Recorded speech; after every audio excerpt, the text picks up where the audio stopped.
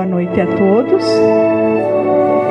É com muita alegria que a gente recebe todos vocês para mais uma noite de reflexão, de estudo, de aperfeiçoamento do nosso interior, né? Então, nós vamos fazer a leitura do texto 124 do livro Caminho, Verdade e Vida, ditado pelo Espírito Emmanuel a Chico Xavier. E esse texto se chama Firmeza de Fé. E os que estão sobre a pedra, estes são os que, ouvindo a palavra, a recebem com alegria. Mas como não têm raiz, apenas creem por algum tempo e na época da tentação se desviam. A palavra pedra entre nós costuma simbolizar rigidez e impedimento. No entanto, convém não esquecer que Jesus, de vez em quando, a ela recorria para significar firmeza. Pedro foi chamado pelo Mestre, certa vez, de rocha viva da fé. O Evangelho de Lucas fala-nos daqueles que estão sobre a pedra, os quais receberão a palavra com alegria, mas que, por ausência de raiz, fatalmente caem na época da tentação. Não são poucos os que estranham essa promessa de tentações, que, aliás, devem ser consideradas como experiências imprescindíveis. Na organização doméstica, os pais cuidarão excessivamente dos filhos, em pequeninos, mas a demasia de ternura é imprópria no tempo em que necessitam demonstrar o esforço de si mesmos. O chefe de serviço ensinará os auxiliares novos com paciência e depois exigirá com justiça expressões de trabalho próprio. Reconhecemos assim, pelo apontamento de Lucas, que nas experiências religiosas não é aconselhável repousar alguém sobre a firmeza espiritual dos outros.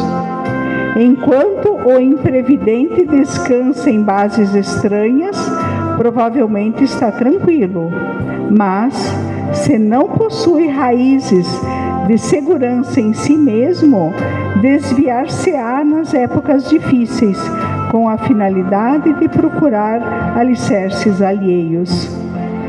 Tudo convida o homem ao trabalho do seu aperfeiçoamento e iluminação.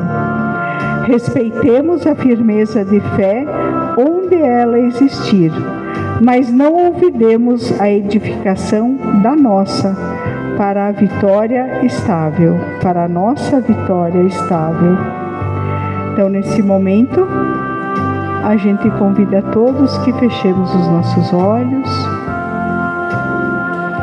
elevando o nosso pensamento a Deus, nos acomodando confortavelmente nas cadeiras, deixando as nossas preocupações do lado de fora. Nós elevamos o nosso coração e a nossa mente a Deus, nosso Pai, Pai de infinita justiça, bondade, sabedoria e amor, e a Jesus, nosso amigo e mestre. Primeiramente, nós agradecemos pelas oportunidades que recebemos todos os dias. Algumas nos alegram, outras nos desafiam a enfrentar dificuldades e dissabores, e por isso mesmo nos levam a refletir e buscar o seu caminho e a sua bênção, Pai. Tomai, Senhor, os nossos mais nobres pensamentos e os transformai em sabedoria, auxiliando-nos em todas as nossas decisões. Perdoai-nos também a pequenez e a pobreza em que nos encontramos, sem possuirmos nada a oferecer, exceto o nosso próprio ser, a serviço do vosso nome. Que assim seja. Então hoje nós temos a alegria de receber a nossa amiga Sônia para falar um pouquinho sobre o início de um centro espírita. E aí nós vamos ter um pouquinho de história e um pouquinho de entendimento da importância, né, dos centros espíritas em nossa vida, para a nossa evolução, para a evolução da nossa comunidade, do nosso planeta, né? Então seja bem-vinda e já de antemão muito obrigada pela sua presença. Eu que agradeço o convite. Boa noite a todos. É sempre com muita alegria, né, que a gente tem essa oportunidade de refletir junto temas tão importantes que a doutrina espírita nos traz, né? Então, a própria oração, o próprio texto de abertura, né, traz justamente essa reflexão do que nós estamos aqui fazendo. O que o centro espírita nos proporciona? O que nós sentimos aqui, né, quando a gente fecha os olhos e a gente se desconecta com as preocupações, deixando-as lá fora, e a gente se conecta com palavras, com frases, com entendimentos, com notícias de Jesus, que vem justamente trazer esse aconchego espiritual. Porque nós somos sedentos desse aconchego espiritual, todos nós, né? E justamente quando a gente cerra os olhos e a gente pode então refletir a cada palavra lida, a cada oração feita com muito sentimento, né, a gente vai alimentando o nosso ser espiritual, e este é o grande propósito, né? Porque nós sabemos que o planeta ele precisa muito de oração. O planeta físico, os habitantes do planeta, e justamente aquela escolha maior para nós agirmos com o bem, né? Hoje à tarde, trabalhando com um grupo de gestantes lá na Casa do Caminho, então conversando sobre a violência intrafamiliar e tudo aquilo que nós gradativamente vamos reproduzindo por não ser totalmente consciente, já fazendo parte de um padrão de funcionamento, a importância de nós estarmos retribuindo muitas vezes o mal que chega até nós, com o bem. Porque é normal que muitas vezes a gente retribua o mal com o mal, né? Só que neste momento, nesta fase de transição planetária, é importante que a gente tenha essa consciência de retribuir o mal com o bem. E isso a gente aprende aqui no Centro Espírita. E nós, como vivemos num planeta material, nós reencarnados e os desencarnados, alguns também estão aqui, vivendo neste planeta material, é importante que a gente perceba que os espíritos, né, muitos deles estão aqui porque ainda não foram encaminhados para a espiritualidade. E nós vivendo nesse planeta material, nós temos anseios materiais, né? Não só pelas nossas necessidades físicas, mas porque a gente aqui visualiza tudo que é material. A importância de nós estarmos construindo a consciência de que os dois planos interagem o tempo todo, o plano físico e o plano espiritual, e por quais razões nós todos estamos aqui materializados na carne, o que estamos fazendo? Qual é o nosso propósito de estarmos aqui reencarnados? O nosso propósito é a evolução espiritual, é a evolução moral, é a reforma íntima, é o relacionamento com a nossa família, que muitas vezes ainda é difícil, entendendo que nós reencarnamos quase sempre na mesma família. Então, este plano reencarnatório, ele já vem acontecendo desde reencarnações anteriores, que nós não sabemos desde quando, né? Mas nós sabemos, através da doutrina espírita, dos ensinamentos da doutrina espírita, que nós reencarnamos na mesma família. Então, essa conscientização fará com que nós, conscientemente, vamos em busca de um relacionamento melhor, né? E o relacionamento melhor, ele depende do todo. Mas cada um precisa construir na sua própria individualidade essa necessidade de mudança. E muitas vezes a gente deseja que o outro mude para que a relação familiar se estabeleça em bases mais harmônicas.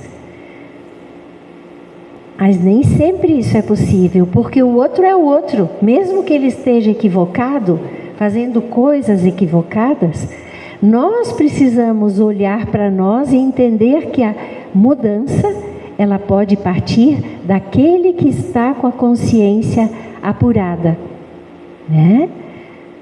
É tão importante a gente lembrar de tudo isso. Senão a vida passa, e ela passa muito rápido. E quando a gente se depara com a nossa idade, com a idade dos nossos filhos, dos nossos netos, né? Nossos pais, muitos já foram para a espiritualidade. E aí? Né?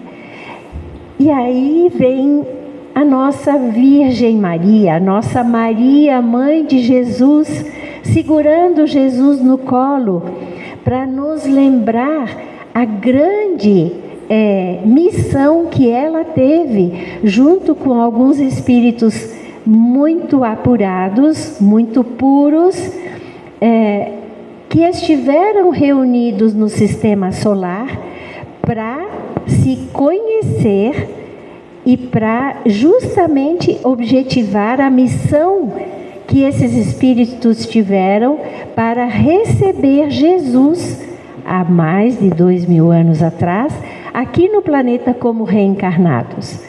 Então, Maria veio preparada para essa missão de ser a mãe do nosso mestre querido, junto com uma equipe espiritual numerosa, justamente para nos preparar, aqueles que estavam aqui reencarnados, neste momento tão grandioso da humanidade. E Jesus veio, Jesus viveu entre nós por 33 anos. Nos 3 últimos anos ele peregrinou pela Judéia e todas aquelas cidades que estavam ali já construídas, difundindo o Evangelho, né? Quando Jesus, então, infelizmente, né, foi escolhido para que ele fosse morto na cruz, né, porque essa era uma prática daquela época, a crucificação, todos os discípulos e Maria de Madalena, que acompanharam a crucificação de Jesus, ficaram meio aturdidos, confusos. Como que Jesus morreu na cruz? Ele expirou, ele deu o último suspiro na cruz, ele morreu. E como assim? De tudo aquilo que ele falou para os discípulos e preparando os discípulos, principalmente na última ceia, de que ele não ficaria neste mundo, e que ele iria junto do Pai, porque o reino dele não era deste mundo. Mas ficou clara a missão dos discípulos de que eles fossem caminhar para divulgar a doutrina de Jesus.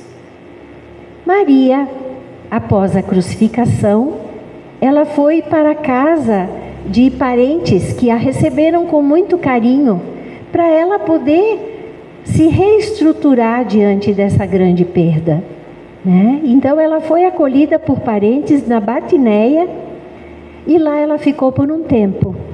E os discípulos foram se estruturando emocional, espiritualmente, para justamente difundirem o Evangelho. João, o discípulo João, que estava com Maria na hora da crucificação, porque nem todos ficaram, eles ficaram com medo de ser aprisionados pelos romanos, né? E eles sabiam que eles tinham a grande incumbência de divulgar o Evangelho. João, então, foi para a cidade de Éfeso. E lá na cidade de Éfeso, ele conseguiu uma casa para morar e também para divulgar o Evangelho. João foi buscar então Maria, né, na Batineia, e ele levou Maria para a cidade, na periferia da cidade de Éfeso. E lá, nesta casa, né, que ainda está em pé, Maria morou com João e teve em João uma inspiração de maternidade também, como se ela tivesse assumido outro filho, né? E nesta casa era uma casa de passagem, então pessoas que passavam por ali e que precisavam de ajuda, ela justamente acolhia as pessoas. João acolhia também. E ali eles falavam sobre o Evangelho, eles cuidavam das feridas, né, das feridas do corpo, das feridas da alma. E essa casa, ela foi nominada como a Casa da Santíssima, né? Mas também existem relatos que esta casa era chamada de Casa do Caminho, por ser justamente no caminho de alguns peregrinos que por ali passavam. Então, o centro espírita, né, ele tem uma conotação de acolhimento, de desenvolvimento moral, espiritual, para todos nós, desde lá da casa da Mãe Santíssima. Importa ter em mente que o centro espírita não é a casa física, onde ele se abriga, mas sim o labor, o trabalho que ali se desenvolve, o ambiente que se cultiva e se preserva, né? De muita humanização, de acolhimento, de amizade, de integração. E a organização intemporal que orienta e assessora. Porque na espiritualidade, o tempo não é o mesmo que nós temos aqui. Nós temos uma cronologia do tempo diferente aqui na materialidade do que os espíritos amigos que estão trabalhando concomitantemente com as casas espíritas que estão estabelecidas em todas as cidades. Muitas delas no Brasil, algumas delas fora do Brasil. E os objetivos e a finalidade que norteiam o ideal e o sentimento com que conduzem. Então nós aqui não estamos sozinhos, né? E já vamos entender como é que se constrói uma casa espírita na espiritualidade, que é a primeira que é feita. Então, essa reflexão da noite de hoje, ela foi baseada neste livro sobre as dimensões do centro espírita. que é um templo, que é um lar, que é um hospital e que é uma oficina e uma escola, né? Nós que estamos aqui reencarnados, muitas vezes nós não sentimos a espiritualidade estar atuando em cada um de nós, trazendo o conforto necessário para nos aliviar dos nossos sofrimentos. Mas todos poderão convir que nós saímos daqui da casa espírita muito mais aliviados, né? É como se nós tirássemos aqui um peso das nossas costas. Porque aqui acontecem muitas coisas. A escola que aqui é representada é porque aqui a gente vem para estudar, aqui a gente vem para entender, aqui a gente vem para ter um objetivo grandiosíssimo na nossa vida, que é a melhoria moral. Que esse país, não só o país, mas o nosso planeta necessita que nós justamente busquemos o bem. Porque o mal ele também existe, mas o bem ele está vencendo. Apesar da gente escutar muitas vezes notícias bem ruins, mas o bem está prevalecendo, né? É um hospital porque também o nosso perispírito muitas vezes está doente. E o nosso perispírito muitas vezes vem doente de outras reencarnações. Porque é ele, o nosso corpo perispiritual, que traz todas as nossas heranças construídas e armazenadas. Então, a Sociedade Parisiense de Estudos Espíritas, em 1858, eles sentiram necessidade de estabelecer um lugar onde eles pudessem estudar os fenômenos relativos às manifestações espíritas e suas aplicações às ciências morais, físicas, históricas e psicológicas, né? Então foi formado na França o primeiro centro espírita do mundo, justamente por todas aquelas cartas que Allan Kardec recebia, as manifestações espirituais que Kardec foi atrás para estudar, as mesas girantes, as mesas que se moviam, né? Então muitos fenômenos espíritas aconteciam em Paris. E não só em Paris, nos Estados Unidos, na Bélgica, em muitos países, as manifestações espirituais elas estavam vindo não só por efeitos físicos, mas também por cartas, né? Por cartas trazidas da espiritualidade por médiuns. E é tão interessante, isso tudo é relatado no Livro dos Espíritos, no início do Livro dos Espíritos, porque as mensagens elas vinham com o mesmo teor, quer fosse em Paris, quer fosse nos Estados Unidos. Então foi um movimento mundial para que justamente o espiritismo ele viesse à tona. E conforme Jesus falou, na última ceia ele disse: eu vou embora daqui, eu vou de volta à casa do meu Pai, mas eu vou trazer o Consolador prometido. Quando os homens tiverem um pouco mais de entendimento de tudo aquilo que Jesus trouxe nos 3 anos de peregrinação, quando aqui ele estava reencarnado. Então foi justamente depois desta época, de 1857, que foi lançada a primeira revista espírita, né? E aqui está então a foto do primeiro centro espírita físico, né? Que com certeza, quanto tempo antes que a espiritualidade foi construindo o centro espírita, este o primeiro, e assim como todos os outros, em primeiro lugar na espiritualidade. Então, esse centro espírita lá em Paris, ele também foi estabelecido depois da publicação do Livro dos Espíritos, que foi no dia 18 de abril de 1857, em Paris.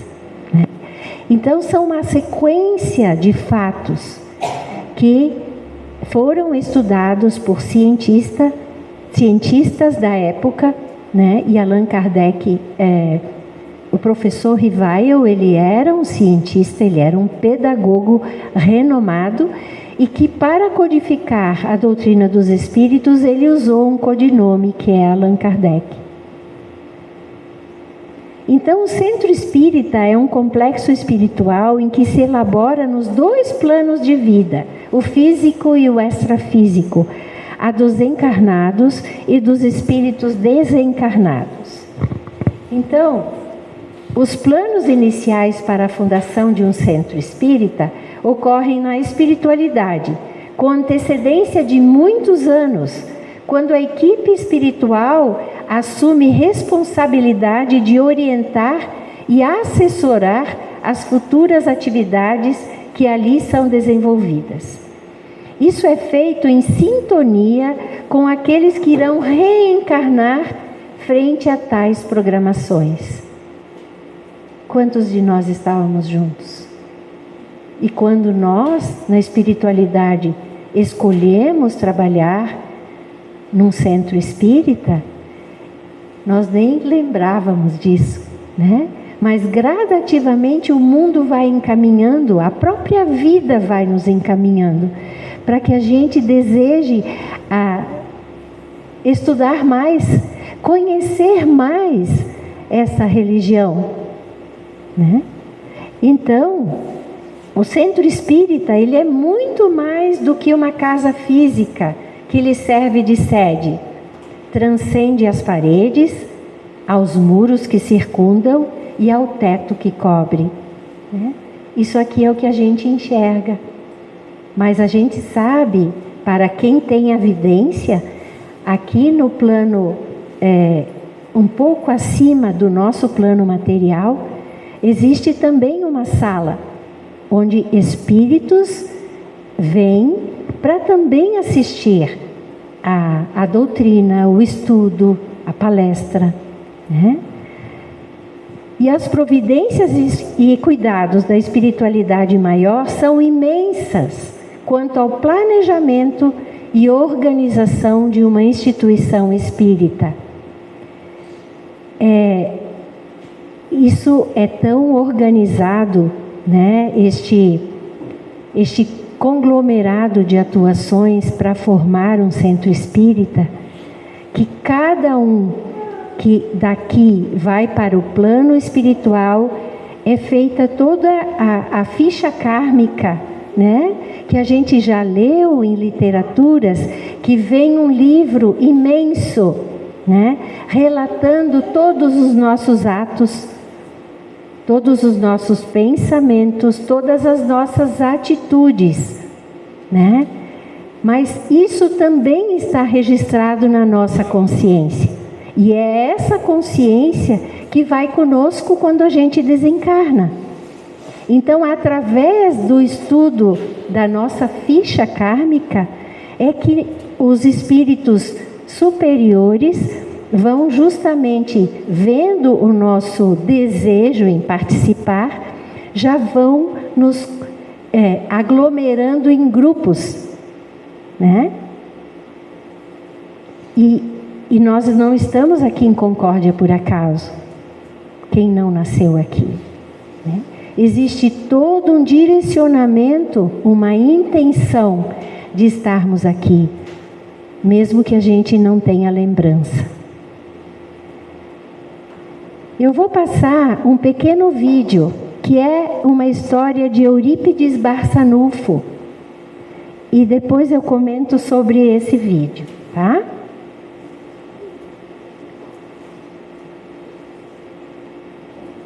Eu só preciso ver se o volume está bom.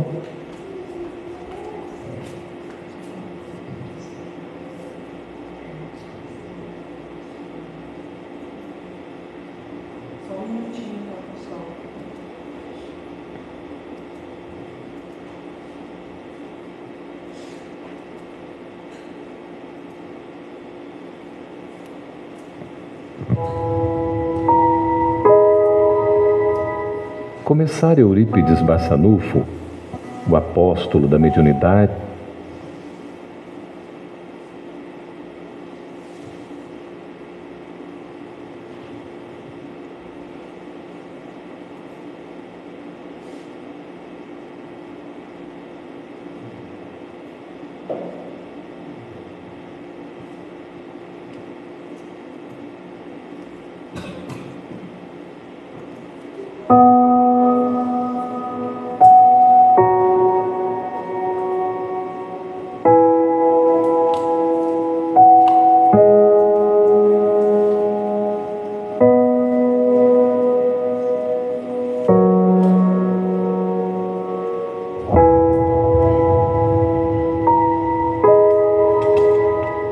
Comissário Eurípides Bassanufo, o apóstolo da mediunidade, em Sacramento, no estado de Minas Gerais, a observar-se fora do corpo físico, em admirável desdobramento, quando certa feita à noite, viu a si próprio em prodigiosa volitação.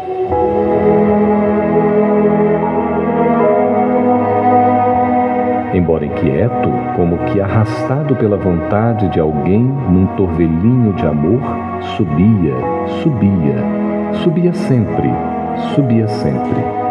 Queria parar e descer, reavendo o veículo carnal, mas não conseguia. Braços intangíveis tutelavam-lhe a sublime excursão.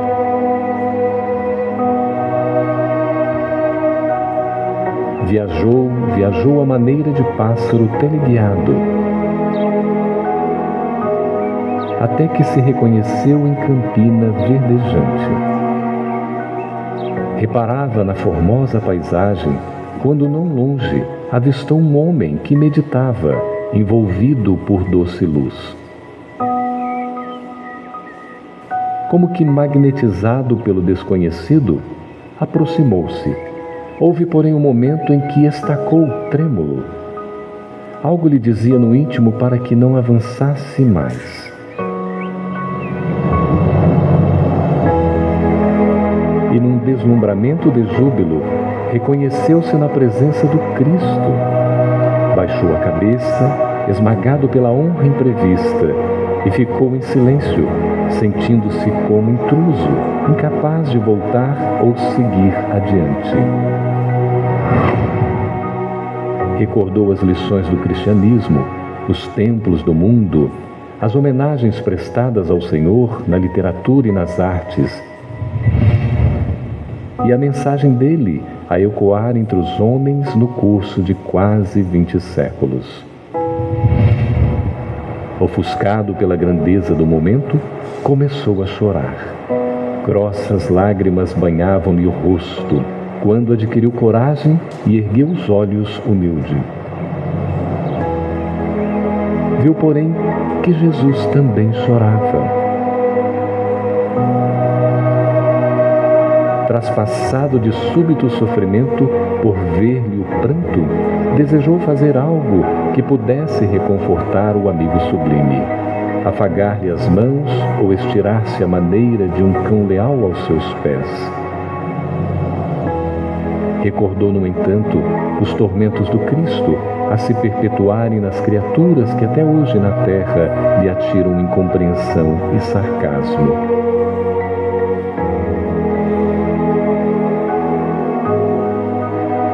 Nessa linha de pensamento não se conteve. Abriu a boca e falou suplicante: Senhor, por que choras? O interpelado não respondeu. Mas, desejando certificar-se de que era ouvido, Eurípides reiterou: Choras pelos descrentes do mundo? Enlevado, o missionário de Sacramento notou que o Cristo lhe correspondia agora ao olhar. E após um instante de atenção, respondeu em voz dulcíssima: Não, meu filho, não choro pelos descrentes aos quais devemos amor. Choro por todos os que conhecem o Evangelho, mas não o praticam. Eurípides não saberia descrever o que se passou então. Como se caísse em profunda sombra ante a dor que a resposta lhe trouxera. Desceu, desceu.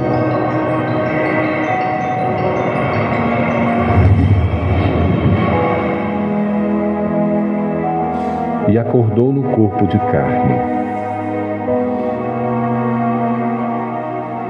Era madrugada. Levantou-se e não mais dormiu. E desde aquele dia, sem comunicar a ninguém a divina revelação que lhe vibrava na consciência, entregou-se aos necessitados e aos doentes, sem repouso sequer de um dia, servindo até a morte.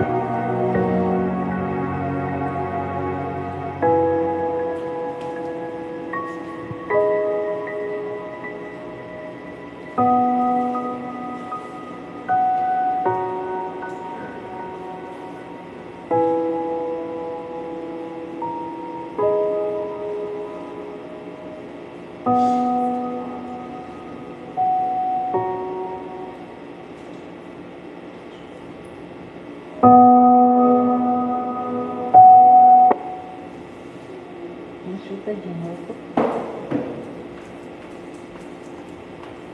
Vou voltar na apresentação dos slides.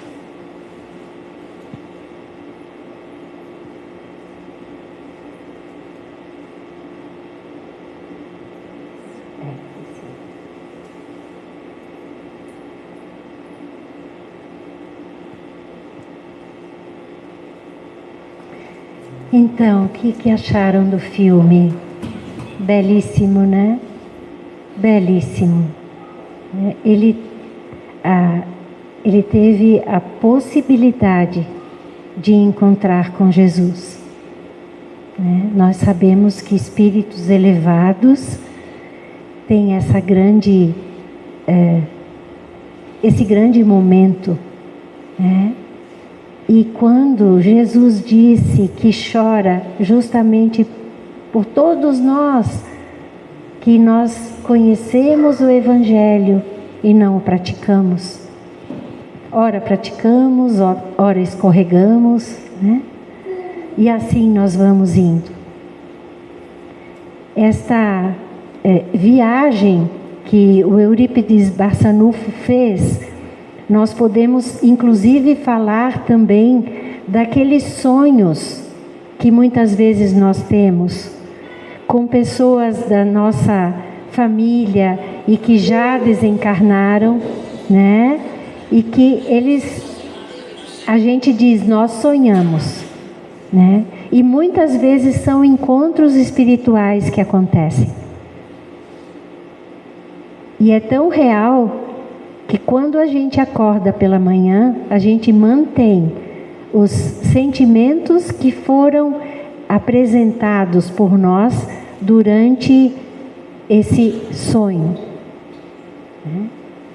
Então, é aquele momento de entendimento e o momento que a gente vai justamente olhar para nós mesmos e dizer, tá, vamos aplicar mais o Evangelho. Esse é o desejo de Jesus, para que a gente sirva, para que a gente trabalhe, para que a gente se doe, né? Justamente na nossa pequenez olharmos para essa grande referência que é Jesus. Então, num certo momento, há 30 anos atrás, uma das fundadoras do Centro Espírita Casa do Caminho recebeu a visão de um espírito. Ela recebeu um espírito e pela mediunidade dela, ela conseguia ver o espírito. E o espírito disse a ela, olha, é necessário que se estruture fisicamente mais um centro espírita aqui em Concórdia.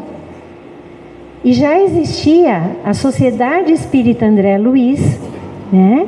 que hoje ela conta com 52 anos de fundação e foi o primeiro centro espírita da cidade de Concórdia.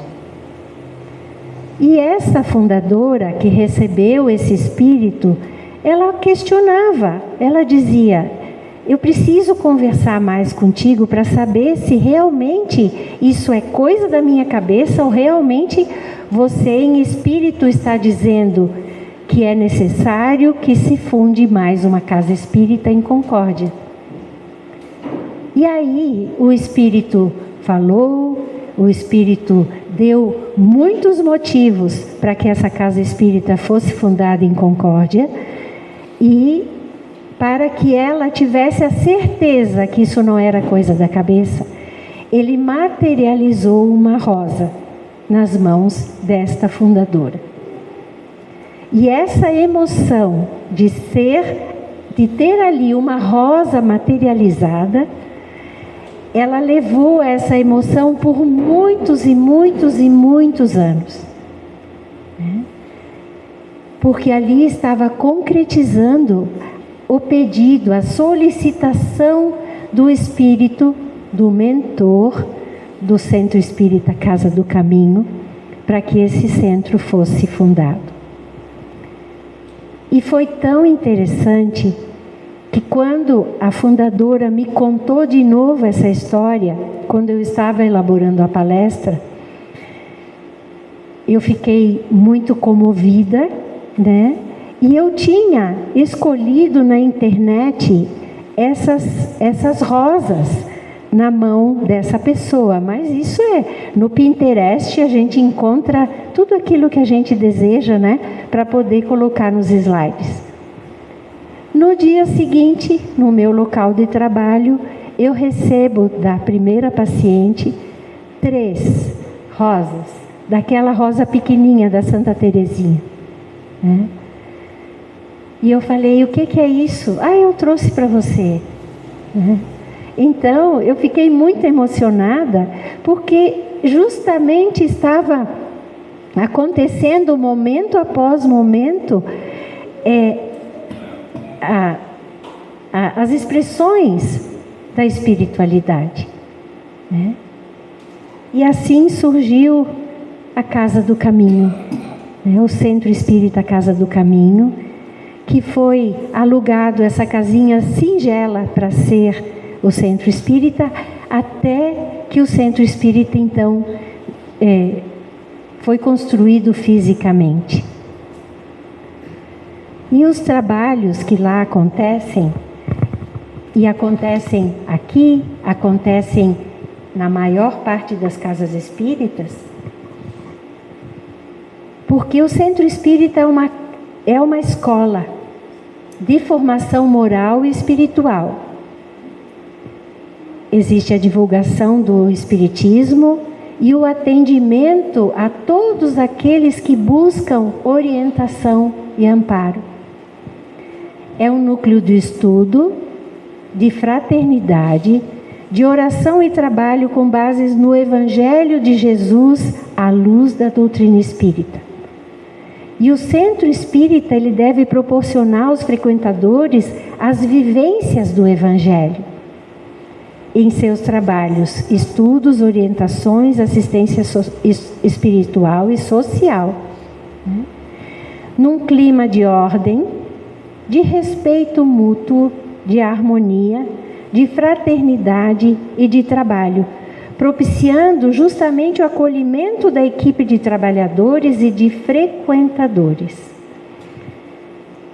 Aqui a gente também aprende a exercitar o perdão, a exercitar o amor, treino de paciência, porque paciência a gente não compra na loja da esquina, é uma construção diária, como também é uma construção diária a tolerância, o respeito e a disciplina. Aprendemos a conviver com as diferenças, porque o Evangelho é o guia.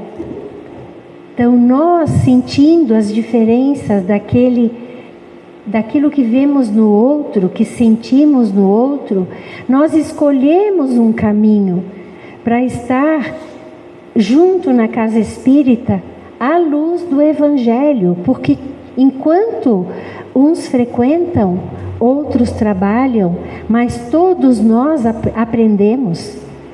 Todos nós vamos construir dentro de um centro espírita um ser melhor, né? Porque a nossa referência máxima é Jesus. Então, se pensarmos que iremos para o trabalho só quando estivermos prontos, isto é, com as virtudes construídas, não será nesta reencarnação e muitas vezes na outra, né? Então, enquanto trabalhamos, nós vamos nos desenvolvendo e nós vamos convidando para que as pessoas, os frequentadores, passem a estudar, passem a ler o Evangelho, as obras básicas do Espiritismo, né? Nós não podemos esperar desenvolver todas as virtudes para começar a trabalhar, né? Nós precisamos justamente fazer tudo isso ao mesmo tempo, enquanto trabalhamos fora daqui, enquanto estamos convivendo na nossa família, enquanto convivemos com colegas ou amigos no local de trabalho. Tudo isso acontece ao mesmo tempo. Por quê? Porque é a oportunidade da reforma interior, né? Baseado no Evangelho de Jesus. Então, nós vamos desenvolvendo e trabalhando. Enquanto nós estamos trabalhando com o outro, nós estamos trabalhando, estamos direcionando o nosso próprio espírito. Isso é muito, muito importante da gente escutar. Porque o tempo corre, a vida urge muito rápida. Então, aproveitemos o momento, né? E o Espírito da Verdade, que esteve junto na compilação de todas as mensagens recebidas da espiritualidade, nos diz: estudai, comparai e aprofundai. Incessantemente vos dizemos que o conhecimento da verdade só a esse preço se obtém, da nossa dedicação, mesmo estando num planeta material, de nós podermos ter o Evangelho como nosso guia. Venho como outrora aos transviados filhos de Israel, trazer-vos as verdades e dissipar as trevas. Escutai-me. O Espiritismo, como fez antigamente a minha palavra, tem de lembrar aos incrédulos que acima deles reina a imutável verdade. O Deus bom, o Deus grande que faz germinar as plantas e se levantem as ondas. Revelai a doutrina divinal. Como um ceifeiro, reuni em feixes o bem esparso no seio da humanidade e disse: vinde a mim, todos vós que sofreis. Então, muitas vezes nós procuramos o centro espírita porque estamos sofrendo, que estamos em busca de entendimentos que essa religião nos traz, né? E aqui a gente encontra. Manuel Filomeno de Miranda, que é um espírito que contribui com muitas obras, uma delas é a Boa Nova, né? Ele diz que a diferença psíquica tem de apresentar a casa espírita em relação a outros recintos, porque de qualquer natureza, atestando dessa forma as qualidades dos seus trabalhadores espirituais e o tipo de finalidade a que se destina. Então, não é a casa física em si, mas é tudo aquilo que aqui nós desenvolvemos, nós contribuímos, né? Nós trazemos. Só existe uma troca de afeto, de conhecimento, se nós fizermos esta construção da via de mão dupla, né? Vem de lá para cá e vem daqui para lá, porque na nossa vida tudo se consiste numa troca. Não é uma troca comercial, mas é pelo entendimento de que nós somos energia e nós emanamos energia. E se nós emanamos energia, nós recebemos. porque existe essa sincronicidade no universo, existe essa sincronicidade entre nós. E Leon Denis, contribuindo, diz: no mais miserável tugúrio há frestas para que Deus penetre, né, vindo do infinito. Os planos espirituais para a fundação de um centro espírita ocorrem então na espiritualidade com antecedência de muitos anos, quando a equipe espiritual assume a responsabilidade de orientar e assessorar as futuras atividades que ali serão desenvolvidas. Isso é feito em sintonia com aqueles que irão reencarnar com tais programações. O projeto de um centro espírita visa atender os encarnados e os desencarnados também. E justamente através desse labor são concedidos oportunidade de crescimento espiritual, resgate e redenção, reencontro de almas afins, que muitos de nós estivemos juntos em outros momentos, em outras vidas. Desafetos no caminho da tolerância e do perdão, justamente sob essa atmosfera balsâmica do centro espírita. E aqui nós estamos numa escola. Variados aprendizados e trabalhos favorecem a transformação moral através do exercício da caridade a encarnados e desencarnados. A vivência espírita nos ensinamentos de Jesus. Então vem o convite, né? O convite para que a gente possa se integrar de corpo e alma neste trabalho redentor. Porque nós precisamos, né? Nós precisamos desta diretriz, deste entendimento. Como é que acontece a escolha do mentor espiritual de uma casa espírita? Afinidade entre o grupo que projeta a fundação do centro espírita. O mentor é o espírito que se destacou na vivência terrena pelos feitos e testemunhos. Abnegação ao próximo.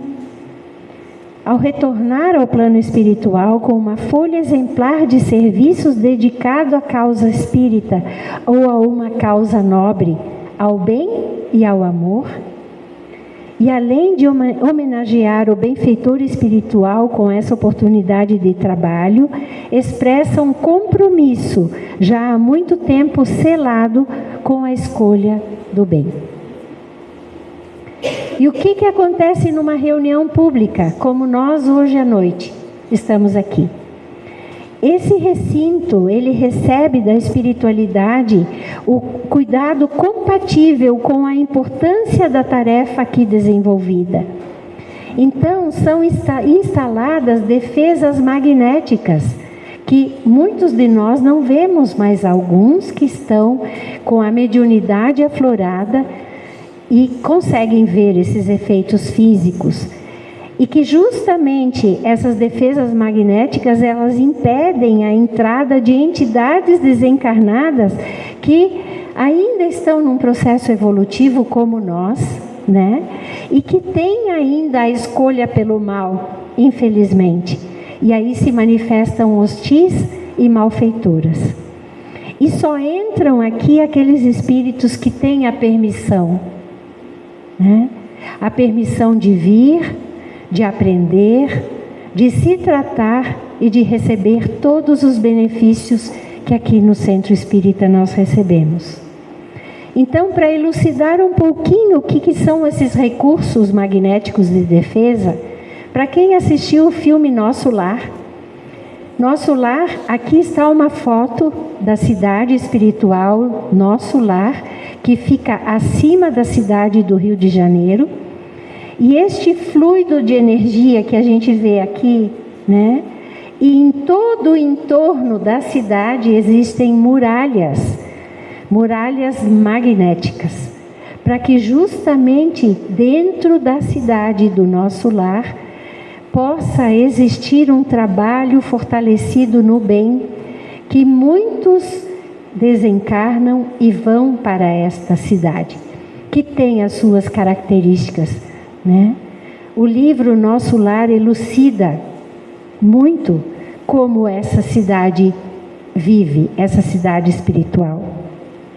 E o trabalho na casa espírita, ele é tão protegido, né, que quando nós recebemos o passe sentados aqui, nós tenhamos a certeza que junto estão os espíritos elevados, transmitindo essas energias de luz, de amor, de discernimento, de escolha, né? Quando existem os estudos da casa espírita, também espíritos da equipe espiritual de formação desta casa ou de outras casas espíritas estão presentes, né? E aqui nessa foto nós reconhecemos alguns espíritos que já conhecemos o nome, né? Bezerra de Menezes, por exemplo, o primeiro aqui da esquerda para a direita. Logo, essa senhora, esse espírito, né, vestido de senhora, eu não sei dizer para vocês quem é, mas eu reconheci o Emmanuel também, né, que foi o mentor de Chico Xavier. E para nós, o Emmanuel, ele contribui muitíssimo com as obras que ele trouxe da espiritualidade para nos elucidar. Inclusive, uma obra que é há 2000 anos, que é uma das 5 obras que Allan Kardec fez uma coletânea, né? É onde a gente conhece a vida que Públio Lentulus, que é Emmanuel, teve quando ele esteve na Judéia e procurou Jesus para curar a filha dele que estava sofrendo de lepra, né? Então, esse livro elucida muito como ao longo da história, Públio Lentulus, que foi um ministro, agora não me ocorre a palavra, mas ele foi um ministro de Roma, dos romanos, e ele foi para a Judéia, né, para ajudar a organizar a tomada justamente dos romanos na Judéia. Então, nós sempre estamos acompanhados aqui na Casa Espírita, não só pelos colegas e amigos que sentam perto um do outro, mas tenhamos a certeza que os espíritos estão aqui a nos elucidar, a nos orientar. E já finalizando, a mensagem de André Luiz no livro Nosso Lar, página 13. Uma existência é um ato, um corpo uma veste, um século um dia, um serviço uma experiência, um triunfo uma aquisição, uma morte um sopro renovador. Quantas existências, quantos corpos, quantos séculos, quantos serviços, quantos triunfos, quantas mortes necessitamos ainda para nós podermos entender qual é o objetivo maior de uma reencarnação. Então, aqui estão as obras que foram utilizadas para a reflexão da noite de hoje, né? E eu agradeço muitíssimo por estar aqui divulgando o grandioso trabalho que o Centro Espírita favorece a todos nós. Muito obrigada. Obrigada, Tuti, novamente, pelas palavras de reflexão, de entendimento, para que a gente possa saber por que temos uma casa espírita e por que precisamos vir, né? Por que precisamos frequentar, estudar, nos melhorar. Então, nesse momento, nós vamos para a segunda parte, a parte final, né, da nossa exposição de hoje, para a parte do passe. O passe é uma transmissão de energia dos espíritos superiores para cada um de nós. Para isso, nós vamos diminuir um pouquinho a iluminação da sala. Nós convidamos a todos os trabalhadores da casa que se posicionem ao redor das cadeiras para que a gente possa então fazer essa nossa prece final.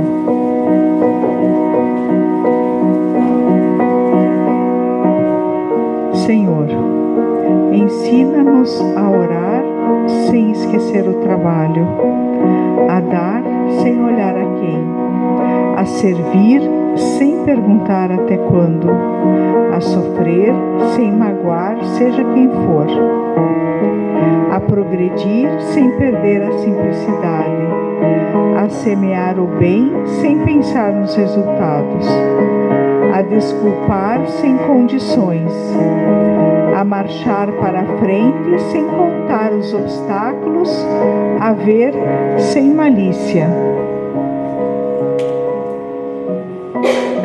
a escutar sem corromper os assuntos, a falar sem ferir, a compreender o próximo sem exigir entendimento, a respeitar os semelhantes sem reclamar consideração, a dar o melhor de nós, além da execução do próprio dever, sem cobrar taxas de reconhecimento, a desculpar sem condições, a marchar para a frente sem contar os obstáculos, a dar o melhor de nós. Senhor, fortalece em nós a paciência para com as dificuldades dos outros, assim como precisamos da paciência dos outros para as nossas dificuldades. Ajuda-nos para que a ninguém façamos aquilo que não desejamos para nós. Auxilia-nos, sobretudo, a reconhecer que a nossa felicidade mais alta será invariavelmente aquela de cumprir-te os desígnios, onde e como queiras, hoje, agora e sempre. Que assim seja. Que possamos nos dirigir aos nossos lares agora com o espírito um pouco melhorado, com boas energias, né? E que possamos chegar em casa levando toda essa energia salutar para todos que nos rodeiam. Muito obrigada pela presença de todos e aguardamos na próxima quinta-feira, 8 horas, para mais um pouco dos ensinamentos de Jesus. Boa noite a todos.